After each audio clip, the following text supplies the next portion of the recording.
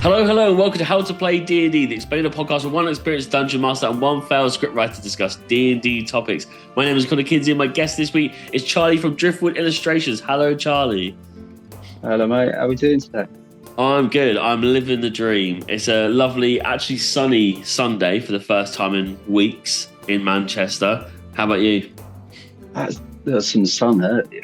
Lasted about 20 minutes. Yeah, that's the UK. That's how it is. It is.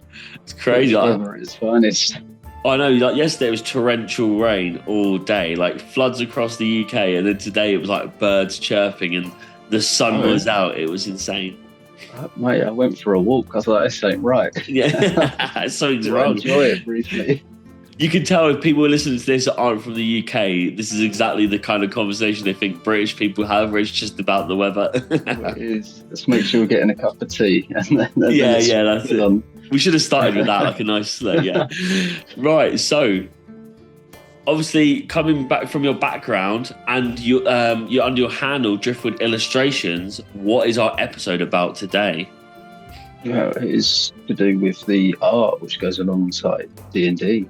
So mainly focusing on a lot of the character art. That's my specialty, as we say.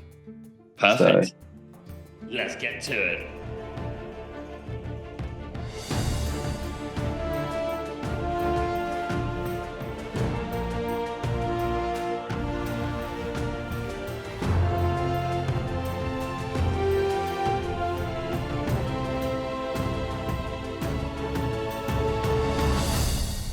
Okay, so today's episode is about character art. I myself once had my portrait captured by an artist in a courtroom for eating tennis balls during Wimbledon. Charlie, I'm spending a lot of taxpayer money to confirm that earwax and candle wax are from the same family. Is this a good use of taxpayers' money? What am I doing? I would like to find out the same personally. So if you've got is there a GoFundMe I can drop some into on this one? I think we need to know. It's just an very important thing to find out. 100%. Now we're wasting our time in this world trying to work out, the meaning of life, when really we want to know why candle wax and earwax aren't related. To the real questions, what do you do? I'm a freelance illustrator for fantasy art, but I focus on more D&D character art. So. You're being way too what's the word? You're being way too reserved and not giving yourself enough credit, because obviously we have you on the Discord server. I'm a part of your Discord server, and you put out some fantastic art, and you have customers.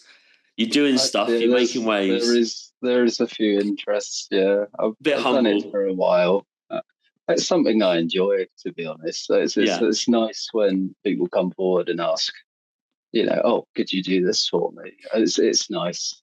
But for me, it's just something I enjoy. It's been a hobby. I've drawn fantasy characters and that.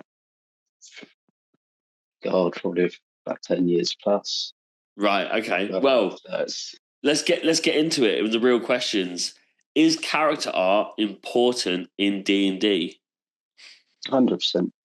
I think definitely. I mean, you go down say your character sheets or however you're playing the game. Obviously, everyone comes up with that description, and it's all good having a description, especially when you're acting out your character in the gameplay. But having that visual representation to go alongside it, I feel like that brings that character to life completely.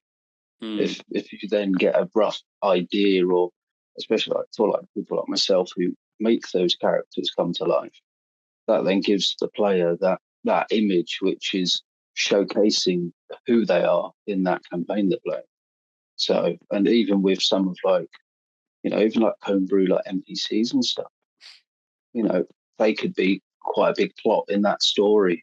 So some people do having them done. It's this is that person who keeps telling us where to go, or pointing us in the wrong direction. It adds to that story. I think the visual side of D&D, it makes such a big difference when you're playing. For me personally, I think it's a really big factor of it.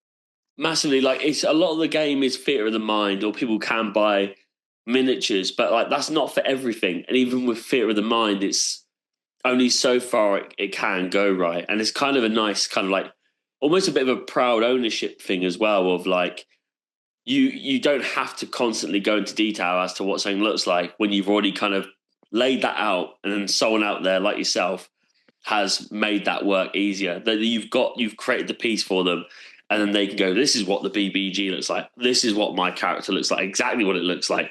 More than trying to find, for example, a miniature. You might not be able to find a miniature that's exact to what you have, because it's personal, right? That's what you've gone out your way. Yeah. And I think that's, again, like with the miniature side of things, a lot of people, you to get something to match what you want it to look like, you're going to have someone make that so it can be like either printed or made. So, I mean, it's such a lengthy process as well. But even then, it might not be quite what you want. Whereas I suppose with the back and forth, like I have the communication with people who ask me to draw their characters, that's every single stage. It could be from a rough sketch to how long do you want their ears, or what's their facial expression like. I've had a couple where it's just that generally they've got the expression of, I don't like any of you, but I'm here. Yeah, And you can see that from that image. It's wicked when it comes together. But again, I think, like you're saying, with like, it's a lot of imagination. Once everyone has got, say, that image of their characters, it brings that imagination much more to life. So it's like when someone's looking at a character, for example, as a campaign I'm doing at the moment myself, there's a fairy in it. Now, the imagination between how a fairy would talk to, say, the dwarf, or vice versa, it's once you've kind of got a rough image of what that person's looking like, it changes how they role play with each other, and it's really cool to see. Yeah, there's so much more to it, isn't there? Right? Once you've got that in your head, that it kind of feels a bit more real, that it might actually be easier for people, as you said, to role play, or to imagine what's going on in a scenario, even in combat, how you want to hit. Now you can actually imagine what that would look like because you've got the character there. Even if you're just at the table and it's not your character, everyone there, as long as they've seen that character art, get it now. Exactly. You talked then just briefly about, in your campaign that you're in, you've got character art for a fairy. Have you done a lot of artwork for D&D, like players, and like what was the outcome? Did they use it in their sessions? Like, have you seen that where someone's posted it and tagged you, or they've just directly sent you the outcome of that, what it looks like? So you're not just doing it and it's done. It's Yeah, no, I mean, when I first started off, I did it. It was just like for campaigns I played in. I thought, it's fun, draw some of the characters, because we've been playing together for like a year plus. But then obviously the requests started coming in. Obviously, I started kind of showcasing what they'd done. So far, I've probably done, 2 or 3 full groups now. Wow. Some which is quite nice. Obviously, they're posted on like people's socials and that, and they tag over. It's really nice to see. It's like, seeing everyone's reaction to when their characters come up, and they're like, "Oh my god, that's me. That's my character." But I mean, one which I'd say I'm probably most proud of was actually down on the Humblewood series. It was based off of an NPC, but there wasn't any like official character art for it. So I was given a description, obviously. Created this, probably took me about a week or so, but that got used throughout an entire campaign. Wow.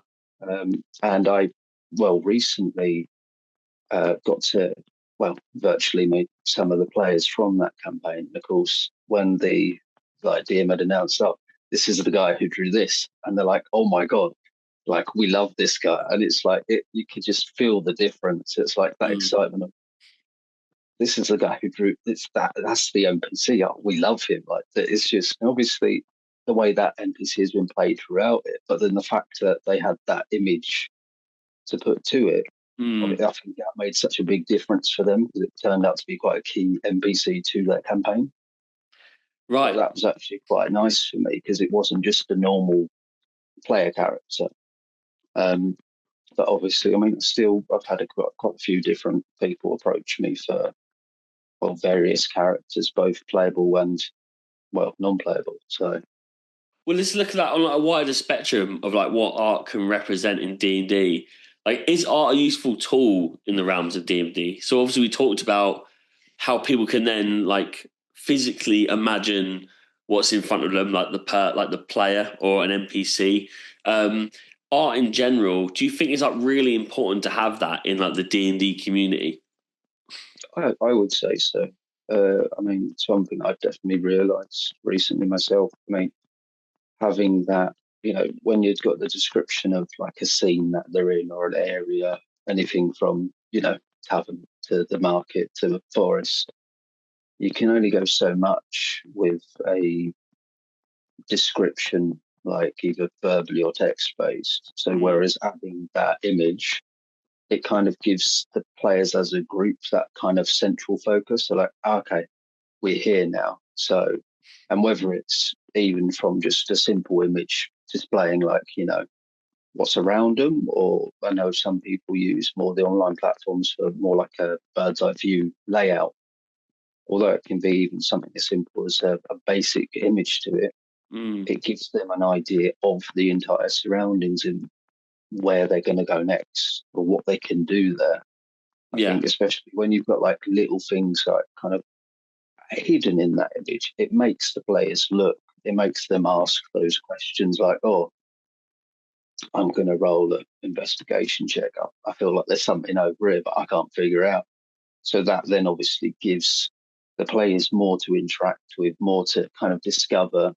But obviously, you've ultimately set that entire scene in one, which Mm. it's, and again, obviously, everyone's imagination is quite different as well.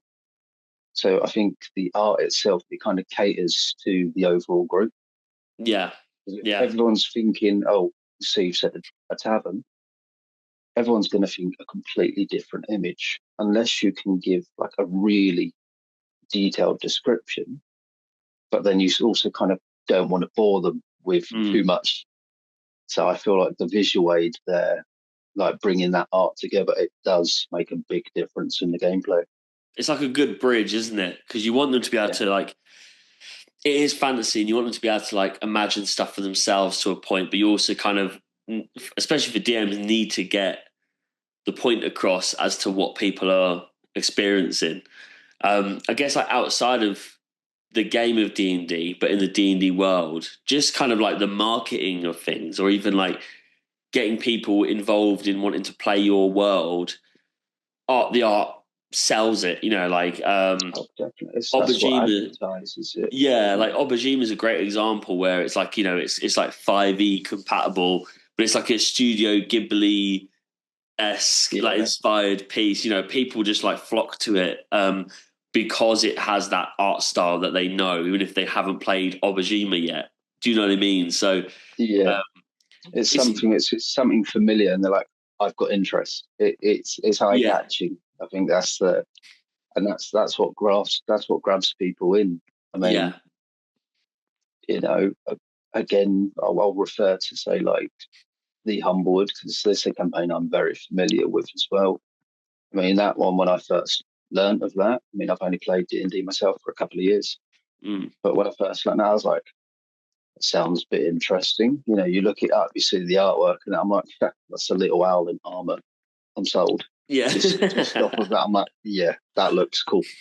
It's completely irrelevant to what I play, but yeah, yeah, it's just, I think it just kind of grabs that attention. Like, that's pretty damn cool, though, isn't it? yeah, yeah, It's yeah, like I like that. I have interest now. I'm going to look into it more, and then like again, even like on the advertising, you've got even if it's just like a base image showing what that module is or that campaign could be, or even some of like the races and like species. It's like, oh, that's cool. I mean, I play a frog. yeah, It's my character. He's a grung druid. Completely bizarre choice for me. I was like, but it sounds cool, and I rocked it. And my character croaks. He croaks in every other session just because he can. yeah, yeah. Just adds to the fun element, doesn't it? Exactly, yeah. So Well, that's a good That's a good example there as well. Actually, is not. I didn't think about the fact when it comes to like species and things. Is like when you are creating a character, you're not just thinking about the personality, which, like you said earlier, you can get across in the artwork as well, but also like not everyone can imagine what that thing looks like. What does a tiefling look like if you've never seen one before? You can describe it, but it's very much easier to go, this is what it looks like, and there's a piece there, you know. Yeah, yeah. I mean, Yeah. there's some questionable tiefling art out there, though. Yeah, there's a rule for it, isn't there? If it Oh, yeah, exists, there's something for it. there is. Do you have any other artists that you're inspired by? Um, it's a hard one. I'd say it's a mixture. Not necessarily like following the style and stuff I do, but Mm. I'd say more motivational side. Obviously, there's a few artists that I've known via like Instagram and that from when I first started out on there. Kind of followed each other's journeys, as it were, been quite supportive. You know, it's that kind of eagerness that, oh, what are you working on now? You know, and it's always been a back and forth. Obviously, I got my other half, like, well, she helped me quite a lot, to be honest, when it comes to like coloration. Like, she's probably more a 3D artist, which is very different to what I do. But obviously, it's a different perspective, which is quite helpful for me. Yeah, yeah, But to be fair, even then, I mean, on a lot of the pushing, I'd say I've probably looked more at those who aren't necessarily artists. I think it's that supporting. You got like my best mate or my original DM, as it were. You know, he's always seen how I've drawn bits. You know, he's commissioned me a few times himself. But it's that kind of push. Is like you're getting better. You know, keep going. And it's like because it's someone who looks at it not as with artists. You kind of look at something. You're like, no, it's terrible. It's wrong. You yeah, know, and then you ask another one, they're like, oh, I really like this. I would have done it this way. And then you kind of continuously battling your own thoughts on it. yeah. So Right. for me, I mean, I look and I look at more of the different journeys people have done, and then it's that support. I mean, well, yeah, family have always supported like my art as well. It's my hobby that I've done since I don't know what age I was when I first picked up a pencil. Yeah. So, you know, and it's nice to see how far it's gone. Well, kind of on that topic, last question. Are there any tips for listeners who may want to try illustrating their own characters? Don't compare yourself to Mm. everyone else. To be honest, I'd say, yeah, look up ideas. I mean, you've got Google, you've got Pinterest, you've got, if you're worried about like proportions or angles and stuff, there's a lot of help out there. I mean, I still struggle with proportions. It can Mm. take me, I mean, as you know, I mean, it can take me several hours just to do a sketch and then I'll redo it again anyways. Yeah, right. But, you know, it's just persevere with it. I think it's one of those you push it, don't flatline it. If you go, oh, I'm not happy with it, take 5 minutes, go have a coffee or something, come back to it. You know, if you're burning yourself out, take a break, come back to it another day because it's still going to be there and you can build onto it. Mm. Really, I mean, the more you try, the more you learn on how to do it. You'll kind of pick up your own style on how you do it as well. I spent far too many years comparing myself to stuff I'd see online and God, even with like AI and stuff now, you're like, oh, look, it looks flawless. You look closely, it's not. Mm. You know, and I think that's the thing is anyone who wants to get into trying to illustrate their own characters, don't focus on it being perfect. The perfection comes from what you can achieve to yourself. That's your ability. You learn from it, and just don't give up. Really, I Mm. would say focus on what you can achieve and push yourself. Do it once. If you're happy with it, cool. Give it a month, go back, keep that same character rolling. You can always redraw it. You can always try and alter it over time, especially Mm. when it comes to like digital. You know, you Yeah. finished it, cool, copy, paste it. I'm going to change the second one. You can compare the two. And I mean, that's how I've done most of mine. That is really important as well, isn't it? That like it might be a bit different when it comes to like commissions or it's like it's work. But when it's for yourself, or even just for friends, and you're kind of just having fun with it, there's no pressure. It's all about improvement, isn't it? You're persistent, like you said, you could go back to it in a month, and you realise the mistakes there. Even something you loved, and then you look back at it in a month, you'll always kind of critique whether you meant to or not, and know that it's worth like, oh, well, I might do that again actually, and I can learn now. I've had time away from it. I think it's human nature, isn't it? You always look at little things to improve on whatever you're doing. I think with the art in particular, it's something that people do struggle with because, you know, I know some incredible artists, and I've had conversations with them before, and they're just like, I'm having a bad day on it. I've got art block. I've tried doing this and it just won't work. And it's like, you just don't beat yourself up over it. You're not failing, you're learning. Yeah. And that's, you know, inspiration is everywhere. I mean, there's probably enough inspiration in my background alone. I could create something. It's just depending how you look at it. So when it comes to the characters, use references. It doesn't matter. No one's judging you for how you draw. Learn from it. There's tutorials left, right, and centre now all over the internet. I mean, I did courses for art and stuff, and half of that stuff I've not used. Yeah, it's always the way. Yeah, just in one ear out the other. Honestly, yeah. Yeah. Well, with that, that's actually a very very humbling, very kind of lovely end to an episode, which is very unlike me. I might ruin it now with the outro. Should we change it? Yeah. I'll bring it back, don't worry. Today's adventure has sadly come to a close. We are back again next week with the topic, why are cherubs always portrayed as white males?